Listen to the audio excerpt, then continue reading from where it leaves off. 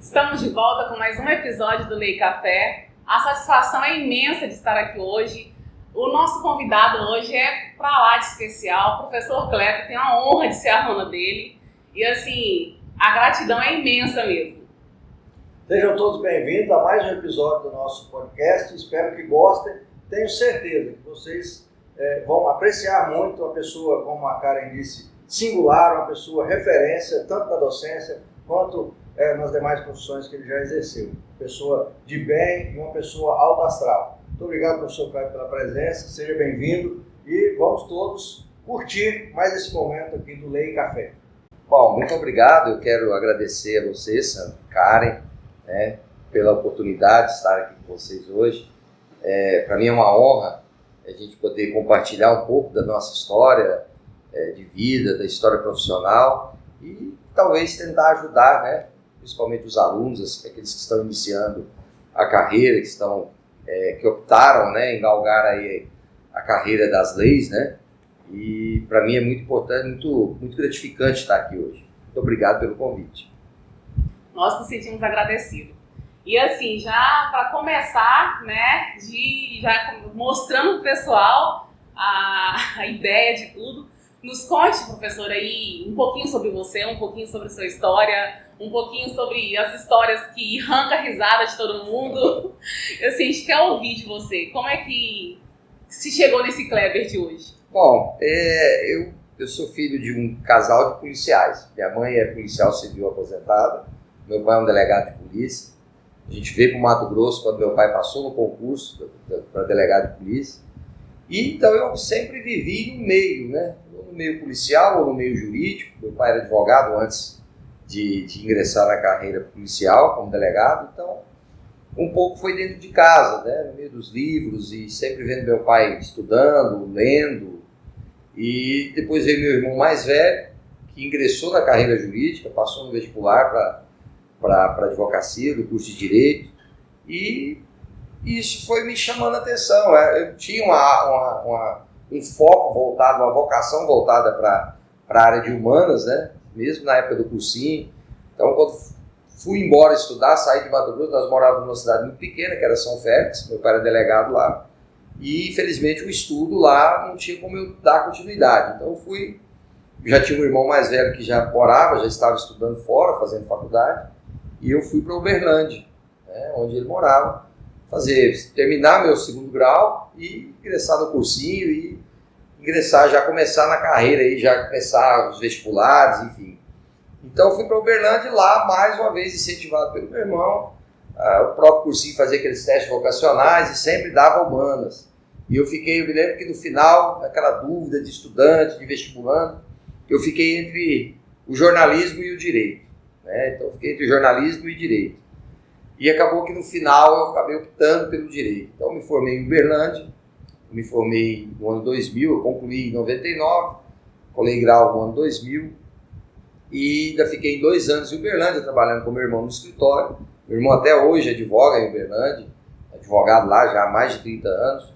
Eu trabalhei com ele 2 anos e foi quando meu pai me chamou para vir para Barra do Garças. Confesso que dentro da advocacia eu não me encontrei muito dentro da advocacia, dentro da praxis judiciária. Eu não me sentia à vontade. Então meu pai montou uma empresa em Barra do Garças.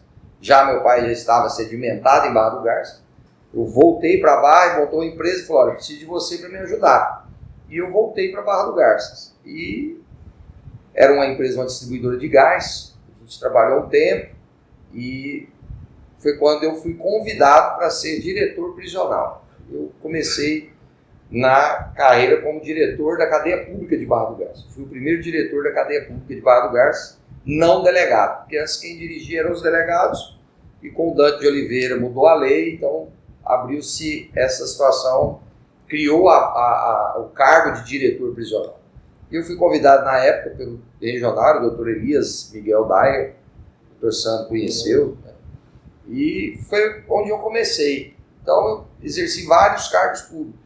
Então comecei como diretor prisional e concomitante eu fui convidado para ingressar na carreira docente.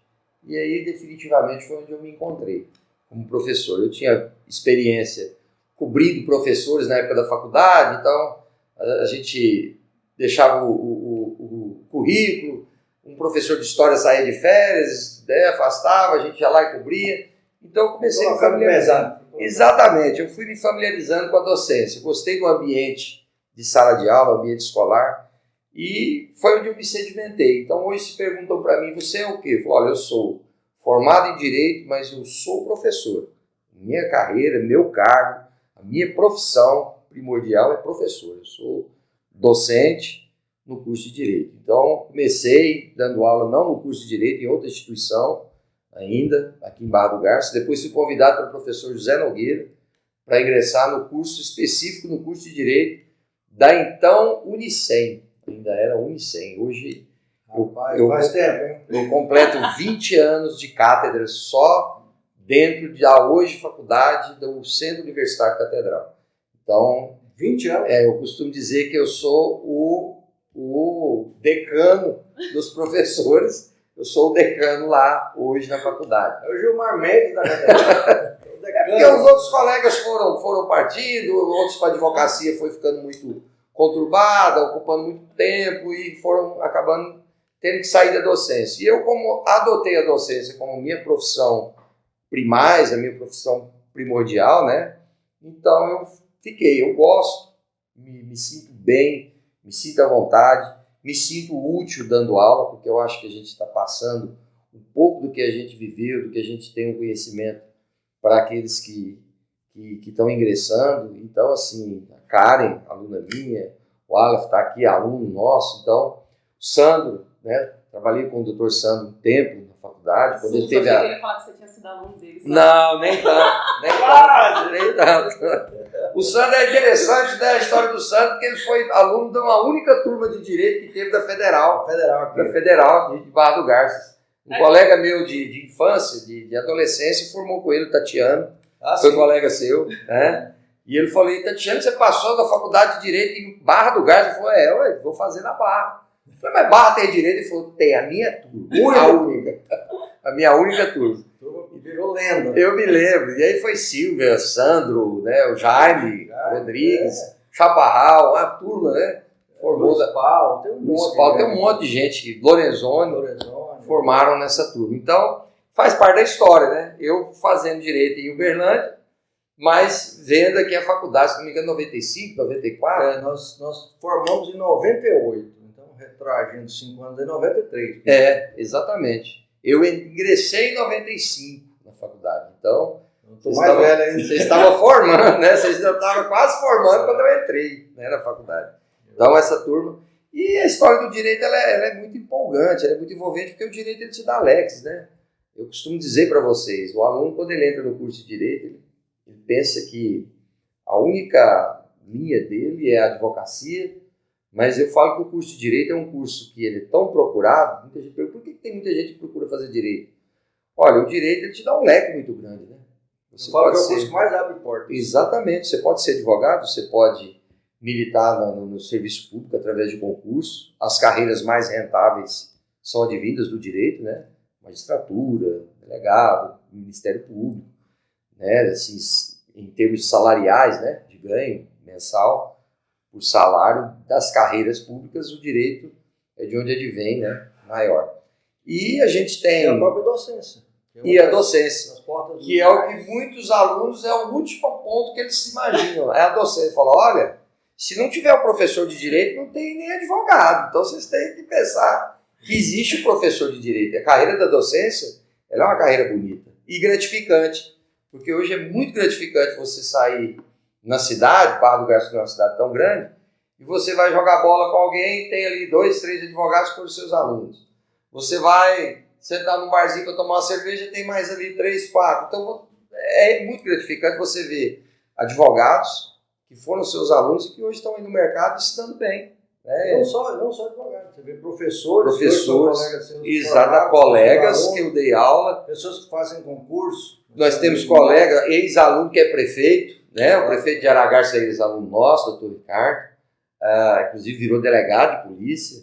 Nós temos ex-alunos que se tornaram juízes, né? O caso do doutor João, que está lá em Minas, a gente tem promotores e isso para nós é muito gratificante. Eu acho que é isso que vale a pena você dar aula, você está ali no meio, porque você olha aquela pessoa que galgou onde ele queria e você fala, poxa, eu participei um pouquinho daquilo ali.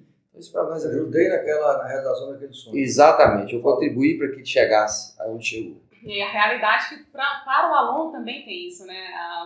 Tem professores que marcam a vida do aluno, que é para a vida, que leva para a vida sempre que vê a admiração, o respeito, é bem genuíno mesmo. Realmente é gratificante para ambos. Mas além disso, você exerceu cargos também e exerce ainda, né? Exerço. Administração pública, legislativo, né? Como é que for, né? E também acaba tendo a ver, né? Sendo útil e sendo totalmente compatível com as profissões, né? Que aderem ao curso de bacharel em Direito, né? Exato. Como eu disse, fui diretor prisional, depois eu fui diretor do órgão ambiental, né, da SEMA. Você foi diretor da SEMA. Fui diretor regional da SEMA, que também tem a ver com a formação, porque você precisa ter uma formação jurídica para uma formação superior, no caso, para você entender, lida muito com leis ambientais. Então, eu digo que dentro da SEMA foram 7 anos. Então, eu fiz uma faculdade em Direito Ambiental, dentro do órgão ambiental do Estado. Depois, eu parti para a área política. Falei, olha, vamos para a vida pública. E aí me lancei como candidato a vereador, inclusive na chapa, né, que o senhor, doutor Santo, foi candidato a prefeito na época. Saímos vitoriosos como vereador, né? Infelizmente, o doutor Santo não conseguiu obter a quantidade de votos necessária na época, mas conseguimos, pelo partido, elegemos 2 vereadores. Na verdade, foram 3, né? Porque nós tínhamos uma coligação. Exato. Nós fizemos 3 vereadores da nossa coligação. Foi muito gratificante. Foi um sucesso. Fiquei 4 anos e fiz a minha parte. Terminando esse mandato, bom, aí eu fui convidado pela gestão do Adilson e tinha amizade com ele desde a época da polícia, né? Trabalhamos junto. E ele convidou para que eu assumisse a pasta do planejamento. Eu confesso que eu não tinha nenhum conhecimento da parte de planejamento. Falei, olha, isso é uma missão que você está me dando que vai exigir muito, porque eu vou ter que estudar, assim como eu estudei para ser diretor de SEMA, não tinha mínimo conhecimento ambiental, tive que mergulhar nas leis ambientais, aprender o que dizia, o que era o mundo do meio ambiente. Eu agora tive que aprender como lidar com as contas públicas, porque a Secretaria de Planejamento ela cuida da parte orçamentária, né? Uma área fascinante, me obrigou até a fazer uma pós-graduação, fiz uma pós-graduação em gestão pública com ênfase em orçamento público. Então, estudei, tive que aprender, hoje me sinto apto, preparado para lidar com o orçamento público, não é algo fácil porque é estranho a carreira jurídica, é mais para a carreira contábil, mas me encontrei também, achei uma área muito interessante, uma área que também sempre falo para os alunos em sala, é uma área que ela é muito carente de profissionais na área.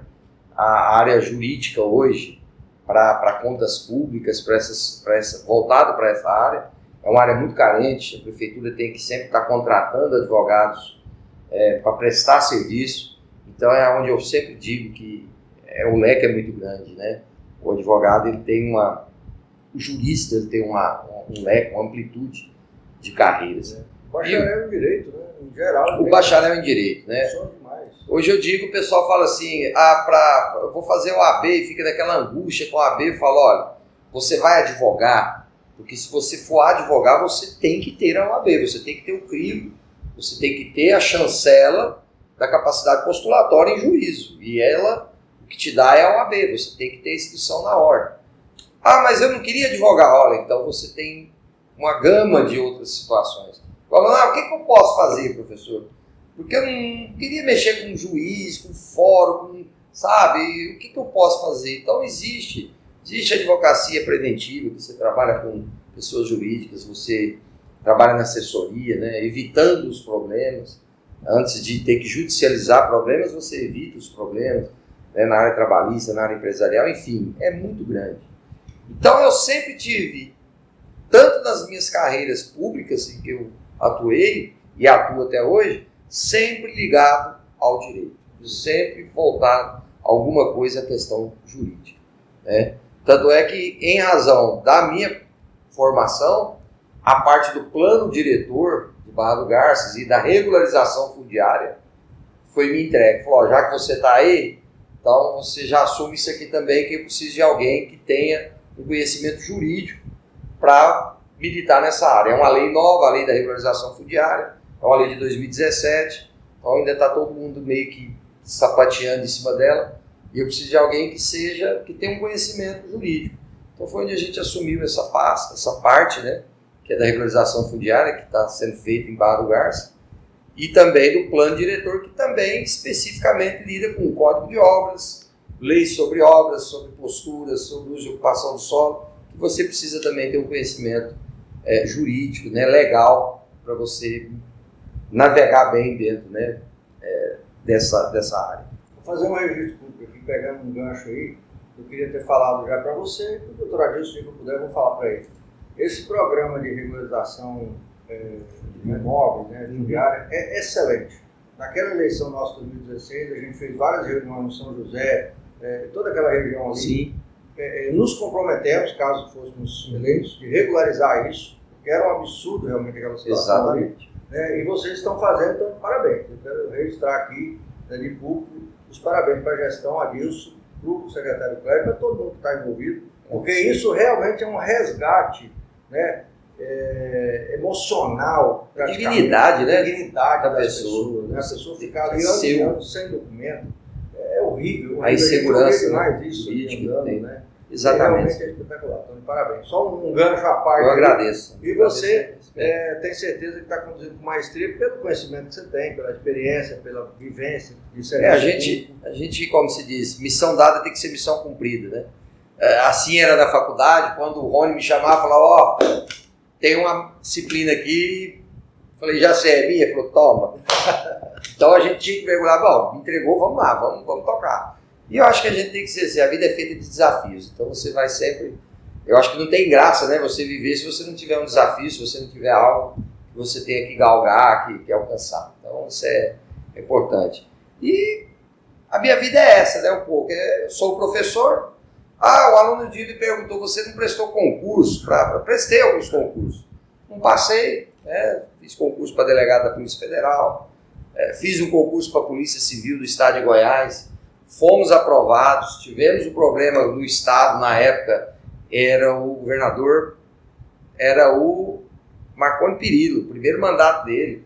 Teve um problema, tivemos colega daqui, uma colega, inclusive formou com você, que acho que foi a Flávia, também passou pela mesma situação, e aquilo me desmotivou um pouco. Falei, poxa, mas a gente estuda, passa, faz, e o governo vem e apronta uma situação que judicializou o concurso, enfim, foi um...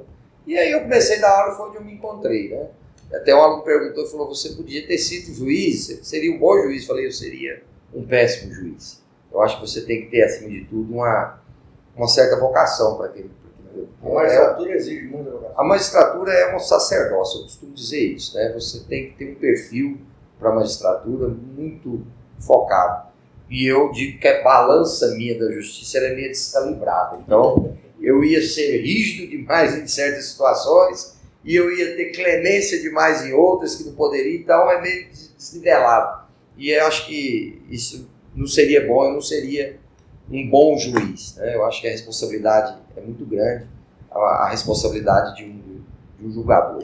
Aproveitando esse gancho aí sobre a sua vocação da magistratura, já fala pra gente um pouquinho de um assunto bem polêmico agora, do juiz que deu voz de prisão para a mãe da vítima, né, de um assassinato, que assim tem causado todos os tipos de comentário, né, dividido mesmo assim, mas o maior é a indignação da sociedade nessa questão do julgador aí que agiu de uma maneira tanto nem sei o que eloquente, né? Eu tive conhecimento do fato até em sala de aula. Um aluno me mostrou, falou, professor, o senhor ficou sabendo dessa situação aqui e me apresentou o fato. O fato, acho que foi na capital, Cuiabá, né, um magistrado da capital. Ó, é o que eu disse. Você, não só para a magistratura, mas para todo cargo que você for exercer, toda profissão, até mesmo como advogado, eu costumo dizer, o Sandro acho que concorda comigo, o advogado ele tem que ser também um bom psicólogo, né? Você tem que entender a situação daquele cliente ali que está te falando, porque quando você procura um advogado, é porque tem um problema, né? Ninguém vem no advogado dar notícia boa. Dar notícia boa. Você vem aqui para você tentar resolver um problema, certo? Ou evitar que um problema aconteça, mas sempre tem um problema envolvido. Então você tem que saber lidar com aquilo, com a pessoa. E da mesma forma é um magistrado, da mesma forma é um promotor, é um médico. Você tem que ter um certo preparo. Pelo que eu vi no vídeo, até onde eu vi, me parece que ele quis ponderar ali as forças, né? Parece que a senhora disse uma fala e o juiz entendeu que ela tinha ofendido o réu, que estava ali sendo ouvido também, né? Era um oitivo, era uma audiência. E, enfim, acabou que no final ele também saiu do controle um pouco. Então, no fim, você tem que ter uma tranquilidade, uma serenidade muito grande, né? E talvez algumas atitudes que você toma, talvez não dá para você voltar atrás mais. Mas isso acaba servindo como aprendizado para próximas. Eu tenho certeza que em uma ocasião futura em que tiver uma situação semelhante, ele vai agir de outra forma, né? Eu acho que ele poderia ter outras saídas para o magistrado, poderia ter, com certeza, suspendido a audiência, como ele fez, mas sem chegar aonde chegou. Poderia ter evitado algumas situações. Mas eu também não estou aqui para julgar. A gente não sabe como que está a cabeça do magistrado naquele dia, quais são os problemas que ele enfrentou também antes de chegar naquela sala de audiência, né? Então, assim, o ser humano é um ser humano. Então, cada um tem seus problemas e a gente tem que ter... E é muito complicado você desligar alguns problemas seu lá fora para você entrar. Então, alguma coisa acaba influenciando. O correto é, se a gente pudesse, quando tivesse muito pressionado por problemas, a gente nem sair de casa. Olha, hoje eu não estou bom, não estou bem, então eu vou adiar tudo, porque para evitar, né? Mas assim, eu penso, a minha opinião, que aquela situação específica poderia ter sido contornada de uma outra forma, né? O magistrado ele poderia ter pensado diferente, poderia ter evitado algumas situações, né? Mas é igual, eu repito, a gente não sabe o que foi o contexto, né, anterior, enfim, daquela situação. Para a gente olhar só o final, a gente percebe ali como é que eu vou dizer, dá a impressão, né, que ele se descontrolou emocionalmente. Né, uma postura que, em geral, não se espera do magistrado. Exato. Como você disse, ele não sabe o que aconteceu antes. Né, e aí passa essa impressão de injustiça, vamos falar assim, para a senhora, né, que estava ali de frente com o assassino do filho dela, enfim. Mas como você disse, é complexo você analisar só o final do assunto. Você tem que ver o contexto, né, para depois você tirar conclusões, né, mais aprimoradas. São situações que mais um motivo. O que nos empolga no direito é isso. Nós nos vimos também diante de uma situação em sala de aula, que foi essa questão da criança que perdeu a vida, vítima de um abuso sexual, uma criança especial, e que não tem ninguém preso. Olha, veja bem, não tem ninguém preso porque um crime dessa ordem, ele é um crime que causa um repúdio muito grande na sociedade, com certeza. Mas é um crime também de um milindrismo jurídico muito grande. E você não pode, como dizia meu avô, passar o carro na frente dos bois. Eu não posso simplesmente me colocando no lugar da delegada, né, e do juiz que estaria, né, emitindo um mandado de prisão. Você não pode agir na emoção, você tem que agir dentro da razão e dentro do processo, do devido processo legal. Então, isso às vezes transmite para a sociedade uma certa injustiça. Mas nós temos que entender que existe um devido processo legal. Existe um caminho, uma persecução, um persecúcio, crimes, né? Você estudar para você chegar a deslumbrar, realmente desvendar uma situação criminosa. E talvez também demonstra, porque os radialistas comentando tal, dentro do parecer leigo deles, né? Ninguém é obrigado a conhecer o direito, sobre, é uma injustiça porque não tem ninguém preso e a delegada, talvez ela não abriu e não pode falar justamente porque é uma investigação muito peligrosa. Então, qualquer coisa que você fala maldita ali, talvez você atrapalhe toda a investigação. Então, às vezes, lá no final você vai perder, vamos dizer assim, a oportunidade de punir realmente. Exatamente. Por causa de assodamento, de fala inadequada, de pressão da imprensa. Exato. Eu acho que tem que agir com muita parcimônia e muita sabedoria para chegar, realmente. Eu tenho certeza que chegará ao culpado, e eu acredito na justiça, acredito nas autoridades, que será punido. Mas tudo dentro do seu tempo, dentro da legalidade, dentro do devido processo legal, do procedimento que a lei exige. E nós aqui, enquanto operadores de direito, vamos dizer assim, nós três, você é aluno, professor e eu advogado, a gente sabe que às vezes não adianta. Como dizia minha avó, correria não é pressa. Não é assim, você não faz as coisas corretas. O direito geralmente dá errado. Porque lá na frente vai ser anulado, lá na frente vai ter a conta não fecha. uma mudança na sentença, vai ter uma reversão e não resolve. Aí dá aquela sensação de, mas é porque fez errado no começo. É o que todo mundo fala, né? Não teve justiça, né?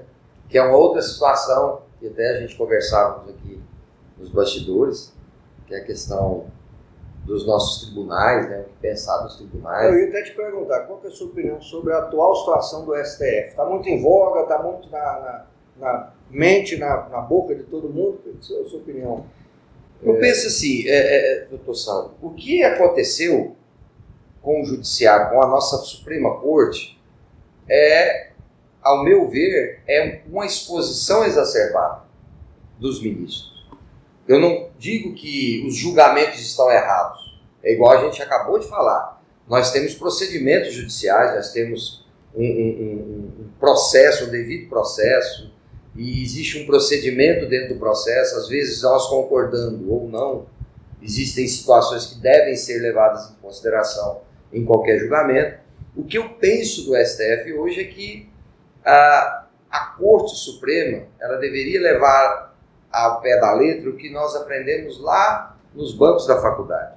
O juiz se manifesta nos autos. E eu achei isso interessante e ouvi da boca da ex-ministra Rosa Weber. Ela realmente primou como é que eu posso dizer? Pela discrição dela. Ela sempre foi uma ministra discreta. Ela nunca apareceu, ela nunca se deu aos holofotes. Né? Ela era daquelas ministras, vamos dizer, juízas raiz, que a gente pode usar esse termo. Eu me manifesto nos autos. Ela não concedia entrevista, ela participava de congressos, ela era palestrante, ela dava aulas, né, magnas, mas sobre direito. Fora isso, ela não manifestava absolutamente nada. Quando eu era aluno do curso de Direito, eu costumo dizer, o Sandro lembra muito bem disso, que dos 11 ministros, se você perguntasse para um aluno de Direito lá na década do ano 2000, da década de 90, fala os 11 ministros agora da Suprema Corte, ele gaguejava. E olha que tinha aluno que não sabia o nome dos 11, nós não sabíamos. Aluno de Direito não sabia quem era o nome dos 11 ministros. E hoje? Hoje, qualquer pessoa do país sabe quem é. Tem um lado positivo? Tem. Porque você tem uma fiscalização maior em cima dos julgadores. Mas tem um lado negativo porque eles se expõem muito. Então, a culpa dessas metralhadoras que se viraram para o STF, grande parte dessa culpa é deles. Da exposição exacerbada que eles colocaram. Porque se eles se mantivessem como era antes, no passado, os ministros eram algo intocável. Você nunca via. Não, você não via ministro da entrevista, você não sabia o nome, quem é esse cara? Francisco Rezec, quem é ele? É ministro do STF. Era os deuses. Esse de chapéu, quem que é esse velho de chapéu? Paulo Brossari, ele é o quê? Deputado? Não, ele é ministro do STF. Então a gente não sabia, não tinha esse sepulcro da pertença, a gente tinha muitos. Nós tivemos excelentes ministros, né? Julgadores, juristas na corte, mas que eles primavam pela descrição. Olha, eu sou a última ratio em uma decisão jurídica do país, então eu tenho que me manter ilibado nessa conduta minha, né? Então, não estou dizendo que ele tem que ser um cara, né, por arrogância, não, eu prefiro me manter recluso às minhas opiniões, porque qualquer opinião que eu venha dar, que eu venha externar aqui, lá na frente isso pode criar um falso julgamento sobre o que eu decidi. Lá atrás o Kleber falou isso, que ele não gostava do celular preto. Tá vendo aí agora? Um julgamento do celular preto, ele entendeu? Às vezes não tem nada a ver o contexto, mas ele se expôs e lá na frente ele pode ser julgado por isso, por pessoas que não têm o direito, a obrigação de saber o direito, como que funciona. Então a minha opinião quanto à corte é que deveria manter um pouco mais a discrição e a liturgia do cargo deles, né? O STJ você não vê. Isso que eu ia falar, o STJ não tem isso. Você não sabe. O STF, principalmente de alguns anos para cá, eu penso que isso tem muito a ver também com o crescimento das redes sociais, da própria internet, né, que antes você não tinha esse acesso. Você sabia de decisão do Supremo quando publicar no Diário Oficial, alguém que fosse atrás, fosse num livro no futuro. Não tinha isso, né? As antigas revistas RT, né, que colocava a gente para procurar, comprava livro. Para procurar uma jurisprudência, a gente comprava. Rapaz, do que eu já gastei dinheiro com livro na minha vida, para achar esses negócios. Para achar a jurisprudência, para ajudar você num processo. Exatamente. Vou dar só um exemplo aqui para completar o que você falou. O ministro Alexandre de Moraes, que é o mais polêmico dos últimos tempos. Puta de um jurista. Sim. Entendeu? Livro escrito, utilizado doutrinador do Brasil inteiro. Excelente constitucionalista. Constitucionalista e tal. Sim. Só que adotou uma postura, talvez também empurrado por essa pressão, como eles se expõem, a pressão vem. Sim. Eles reagem. E às vezes reagem de forma exacerbada e uma coisa alimenta a outra. Como exatamente. Ele se expõe em resposta à pressão, acaba retroalimentando a pressão. Exato. E começam a cobrar mais. Então, acaba que hoje ele está na boca de todo mundo, virou meme, virou figurinha, e na verdade é um cara com uma experiência, com uma bagagem, com conhecimento jurídico ímpar, né, que às vezes as pessoas não têm a menor ideia, né, acham que ele está lá por acaso, que ele é o Xandão, não sei o quê. Isso é muito ruim. Exatamente. A própria população passa a debochar do ministro da Suprema Corte. E você perde, é o que eu digo, você não prima pela liturgia do seu cargo, então você acaba perdendo. É aquilo que fica comum. Perde a moral. Exato. O linguajar chulo seria você perde a moral. Então hoje, o que antes do passado o ministro do STF era algo intocável, você falava, putz, chegar num ministro, num juiz desse, conversar, era coisa inimaginável. E hoje ele virou meme, né? Então ficou uma coisa... Tá, mas assim, hoje, realmente eu não tenho como comparar, né, os ministros passados aí, mas aqui realmente coloca muito em pauta que a parcialidade dos ministros hoje em muitos casos, né, a gente não sei se é realmente só por causa da exposição que a internet traz, ou se é realmente pela geração que vai mudando, mas assim, é muito polêmico mesmo quando você vê assuntos importantíssimos que está sendo tratado no STF e você vê que o ministro está agindo com parcialidade ali. Seria realmente ignorância, então, assim, de quem não entende muito direito e como que se dá o rito processual lá dentro do STF? O que criticam muito, acho que o Sam concorda com isso, que estão criticando muito, eles acusam uma politização da corte, né? Eles alegam isso. Eu tenho uma opinião formada sobre isso na questão seguinte, eu penso que nós poderíamos ter mudado, nós alterarmos a forma de ingresso na Suprema Corte. Para você ingressar no Tribunal de Justiça do Estado, existe um rito. Ou você tem que ser um promotor de justiça, ou você tem que ser advindo da carreira da magistratura, ou, como a gente chama de quinto constitucional, você tem que vir da advocacia. Mas indicado por quem? Pelos seus pares. Nos estados é assim. Você é indicado pelos seus pares.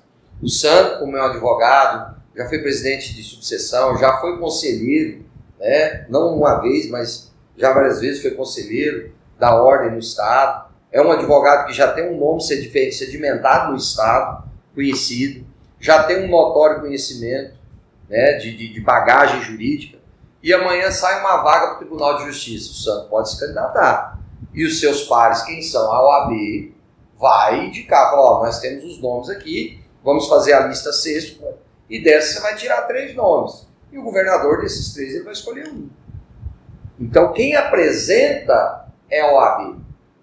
O Tribunal de Justiça diz, olha, a vaga agora é da OAB. Bom, então a OAB sabe que é ela que vai indicar. Olha, então quem estiver apto, preenche os requisitos, está aberta a vaga e pode se candidatar. Beleza, se candidata de 6, se não me engano, né, Sandra? É 6, de 6 cai para 3, 3 vai para o governador escolhe um. Então, mas é o governador que vai escolher. Tudo bem, mas foram indicados por quem? Uma vez submetido ao tribunal. E submetido ao tribunal, certo? Tribunal de Justiça, quando é um juiz da mesma forma, os juízes que estão aptos, preenchem os requisitos, vão se candidatar, e a própria magistratura que está oferecendo. Falou, olha, nós apresentamos esses 3 aqui para a vaga de desembargador. Um deles vão ser escolhidos pelo governador. Mas quem apresentou foi a magistratura. Já na Suprema Corte do país é totalmente diferente. É isso que eu critico. Que eu acho que poderia ser diferente. Deveria ser igual nos estados, da mesma forma. Mas aí o presidente vai ter que indicar sim, mas aí ele indica quem chegou lá indicado pelos pares. Olha, a vaga agora é da magistratura, então são esses 3. Presidente ou presidenta, são esses 3. A senhora ou o senhor vai ter que escolher um desses 3. E não como é feito hoje. Sandro é meu amigo, é meu irmão, é meu vizinho. Se eu tivesse um cargo desse, poderia ser meu advogado. Eu vou indicar o Sandro. O Sandro é meu vizinho, o Sandro é meu amigo, o Sandro é meu irmão, o Sandro é meu patrão, o Sandro é tudo meu. Tudo. Então, eu poderia indicar o Sandro. Será que haveria parcialidade em uma situação minha futura? Então, esse é o questionamento que todo mundo questiona. Aí, quem indica tem aquela decisão, aquela defesa. Não, mas eu não vou indicar uma pessoa que eu não confio. Eu estou indicando um cargo de Suprema Corte. Sim, mas será que... Não deveria ser. Não deveria. Eu acho que para ser o mais imparcial possível, eu acredito que a forma que os estados fazem é uma forma mais correta. Menos parcial. Porque aí... escolheu a doutora Karen para ser ministra. Quem escolheu? Foi o presidente Kleber? Não. Ela veio da magistratura. Foi indicada pelo Ministério Público, foi indicada pela OAB. Foi indicada. E entre 3, o presidente resolveu escolher ela por ser mulher, leu, viu que era... Ou seja, não é minha amiga. Eu não peguei a Karen e coloquei lá. Não, trouxeram a Karen para mim e eu optei por ela. É diferente. Tem falsidade, realmente. É isso que se discute. Talvez com essa, e aí é o que o Sandro falou muito bem falado, essa pressão e eles acabam se expondo demais, talvez essa exposição muito exacerbada acabe tornando isso lá na frente, vai ter que alterar isso. Olha, vocês mesmos penso que a solução é a mesma história desse debate que eu ouvi das urnas eletrônicas e tudo mais. A solução passa pelo legislativo. Ora, o legislativo existe, uma das funções do legislativo é legislar, ou seja, mudar as leis. Sim. O que o Supremo faz? Interpreta a Constituição, teoricamente. Sim. Está excedendo, está fazendo isso, o legislativo tem que ir lá e regular isso. Bom, vamos ficar debatendo ideologicamente a indicação do Supremo? Não, apresentem um projeto de lei e muda o sistema. Esse sistema tem como ser mudado, ele foi implantado, ele pode ser mudado. Mas não, aí no Brasil, de um tempo para cá, fica só debate, só a rede social, internet, um xingando de cá, outro xingando de lá, para aparecer politicamente e tudo mais, mas não se resolve o problema.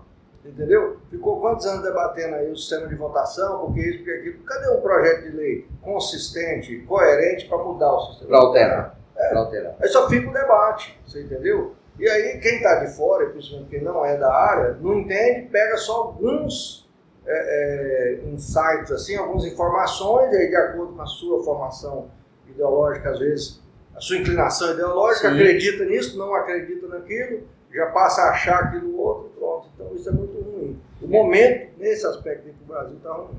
Mas na verdade a política hoje ela tá isso, né? É realmente uma questão ideológica. Se eu acredito em tal bandeira, eu vou militar. Qualquer coisa passa a ser verdade. Isso. Verdade. E tá isso. Realmente cultura e preocupação generalizada com a sociedade, não tem. Hoje o que a gente vê é é que não tem. Isso acontece, é um assunto que está agora, explodiu, né, que é a semana que a guerra árabe lá, palestina, né, do Hamas contra o Israel. Vou dar um exemplo claro aqui disso aí que nós estamos falando.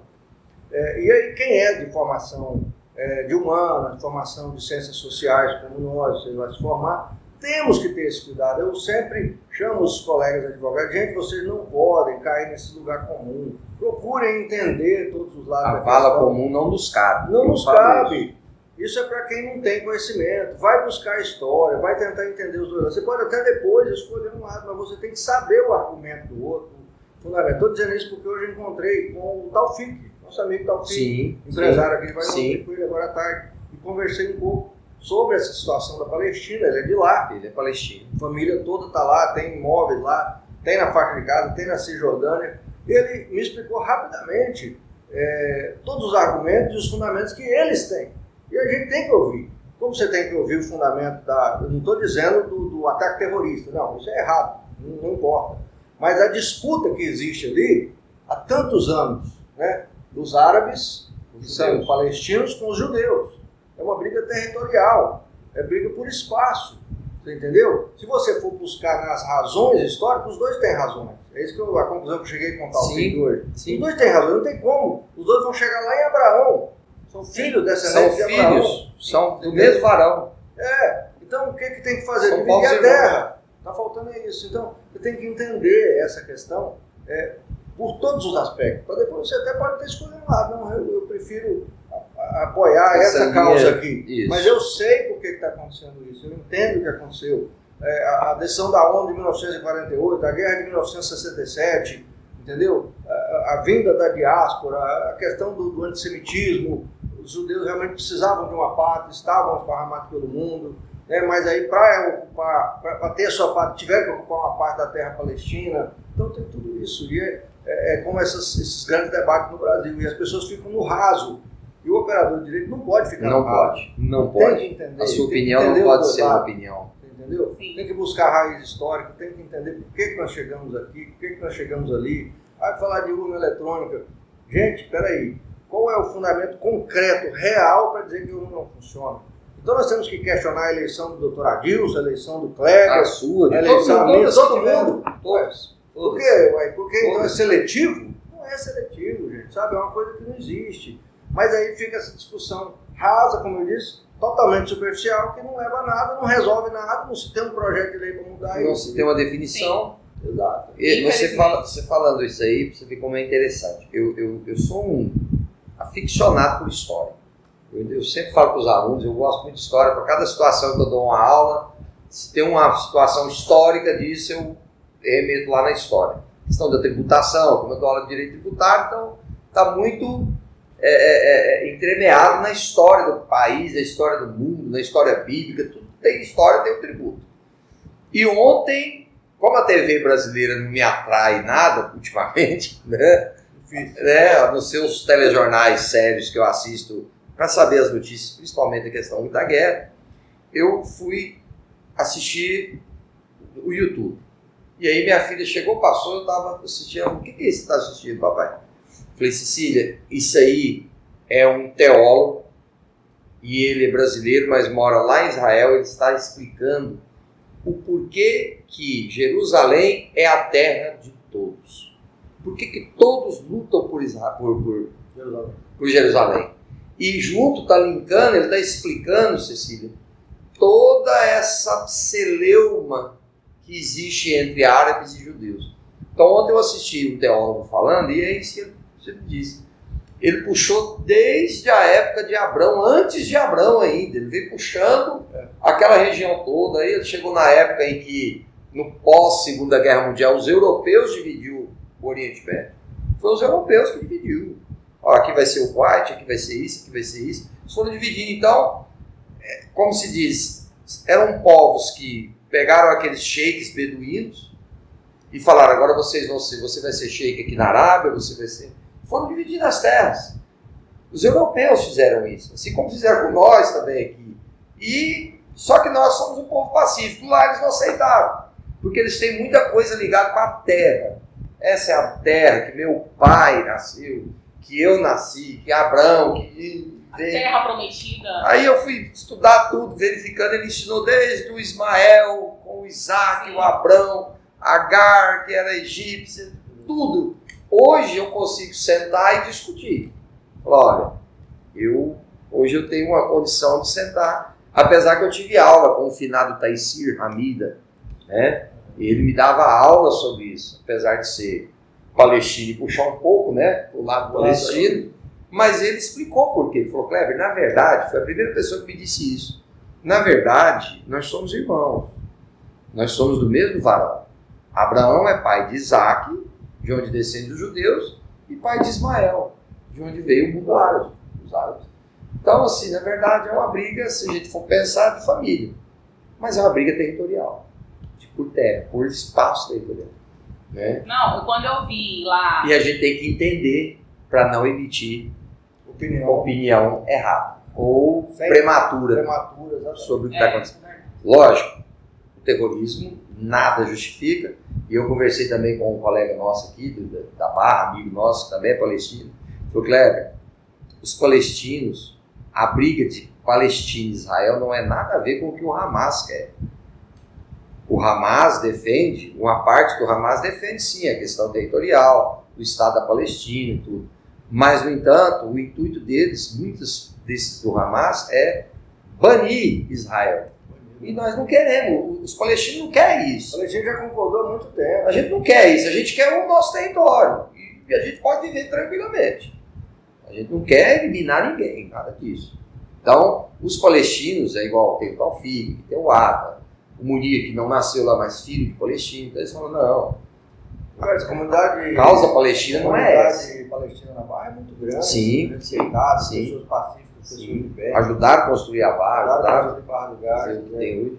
E o que acontece é que muita gente generaliza, né? Exatamente. Por questões ideológicas, até trazem para a política local, a política do Brasil, essa história. É totalmente descabida. Não cabe. Não cabe nem para um lado nem para o outro. Cabe. Nada a ver com dizer, porque da esquerda e da direita, gente, não existe. Nós não temos a menor condição de dar um pitaco. Eu até perguntei para um aluno da minha esposa, um ex-aluno, ele é comerciante e filho de palestino, né? Neto, na verdade. Eu falei assim: e se entrar um judeu na sua loja aqui na Barra? Ele falou: vou atender normalmente, sem problema. Eu falei: e lá? Ele falou: não, professor, lá isso jamais vai acontecer. Eu falei: não? Você não atende? Ele falou: não é que eu não atendo, ele não entra. Não entra. É simples assim. E aqui? Não, aqui se entrar eu vou atender, normal, tem. Então a gente tem que entender para não emitir opiniões rasas. Exato. Na verdade, eu estava vendo hoje de manhã um devocional de um pastor que eu ouço todos os dias, pastor que inclusive me batizou na igreja presbiteriana, ele falando sobre isso, né? Mais ou menos assim. Está lá, inclusive, na carta de Tiago, né, que é uma das cartas do Novo Testamento, em que ele exorta os irmãos ali em Cristo, né, está na Bíblia, a falarem menos e ouvirem mais. E ele diz lá, mais ou menos assim, né? O menos é mais. Quanto menos você falar, é melhor. Procure ouvir mais. Isso, Tiago, escrevendo uma carta, não lembro se os Colossenses, alguém, e exortando isso, está na Bíblia. Então, parem de emitir opinião sobre qualquer assunto, assodadamente, na hora da irritação, na hora que você viu a notícia na televisão, já vai para o grupo de WhatsApp falar, você não sabe de nada. Ouve mais, estude mais, prepare-se mais para poder dar uma opinião. Para emitir sua opinião. Hoje nós conversamos bastante aqui sobre assuntos bem sérios, polêmicos, né? Mas, professor, deixa aqui pra gente assim, um recado para os seus alunos sobre mesmo a advocacia, sobre toda essa experiência que você já coloca em sala, mas aqui você, como a gente está aqui nesse momento, não vai pegar só os seus alunos, então de maneira geral, para essa moçada que está chegando na advocacia, qual que é o seu conselho? Olha, para os alunos, para quem já formou, para quem está formando, o conselho que eu dou sempre é o seguinte: você tem que fazer da sua profissão o seu prazer, o seu lazer. Então eu sempre digo para os meus alunos: olha, o saber não ocupa espaço. O saber não ocupa espaço. Você faça o curso que você tem interesse. Se você optou pelo direito, estude, aprofunde no direito e procure dentro daquela área que você está se formando a área que mais te dá prazer, aquilo que você mais tem vontade de fazer. Então é o que eu sempre digo, se o seu perfil não é para a advocacia, olha, eu quero fazer um concurso, então que você estude, faça um concurso. Ou simplesmente, olha, professor, eu fiz direito porque eu tinha interesse em conhecer das leis. Então estude as leis, saiba, se aprofunde, porque o saber, como minha avó dizia, ele não ocupa espaço. O seu diploma ninguém te toma, ele é seu, e o saber não ocupa espaço. O que você aprende, ninguém te toma. O conhecimento é algo que ele não tem valor, ele é impagável, ele não tem valor. Não tem como você valorizar o conhecimento, porque é algo que é seu e que ninguém consegue tirar de você. A sabedoria de uma pessoa, eu costumo dizer que uma pessoa que tem o saber, ele tem um poder, ele domina muitas áreas. Basta que você tenha a disponibilidade de estudar e de dominar o saber.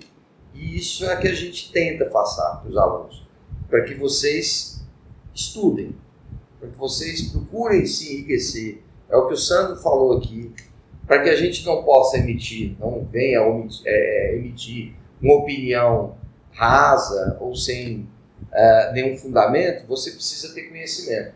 Então estude, procure sempre ter conhecimento. É isso que eu falo para meus alunos.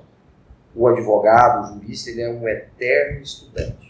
Você não pode parar, mesmo porque vocês optaram por uma das profissões mais dinâmicas que existe, uma das ciências mais dinâmicas que existe, que é o direito, é as leis. As leis se alteram de acordo com a evolução da sociedade. Então o advogado, o jurista, eu vou dizer jurista, ele é um eterno estudante, ele nunca pode parar de estudar e estar se aprimorando. E assim chegamos ao final de mais um episódio. Quero aqui mais uma vez agradecer ao professor Kleber pela disponibilidade, pela disposição de vir aqui. Falamos muito, talvez vamos até dividir o episódio. Muito legal falar com quem gosta de falar, com quem domina o que está falando. Ficou aí um monte de dica, né, de ensinamentos para você que é estudante de direito, para você que é formado em direito, né, para você que é da sociedade em geral. O professor Kleber é uma pessoa, como eu disse, do bem, é uma pessoa que exerceu um brilhante mandato como vereador, agora está exercendo um brilhante período como secretário municipal. Eu falo isso de público, tenho orgulho de ser amigo dele, de ser vizinho dele, né, de estarmos juntos na catedral. Pode ter certeza, Kleber, que isso é verdadeiro e é de coração. E eu tenho certeza que você impactou ao longo desses 20 anos muita gente, impactou positivamente, né, e continua impactando. Você está em plena atividade, né? Você continua resolvendo o problema das pessoas na prefeitura, continua ensinando, daqui a pouco virão outros desafios, outras funções, né, e com certeza vai exercer com brilhantismo. Muito obrigado pela sua presença, e da minha parte agradeço a todos aí pela audiência e recomendo, siga-nos nas nossas redes sociais. Não é isso, Karen? Isso mesmo. Nos sigam nas nossas redes sociais, acompanhem, comente, dê dicas, né, Sandro, do que querem que sugestões de nomes. Exatamente, sugestões de nome. Deixe lá, pessoal. Manda no direct, a gente vai responder. Estamos no Instagram, no TikTok, no Spotify, Lei e Café.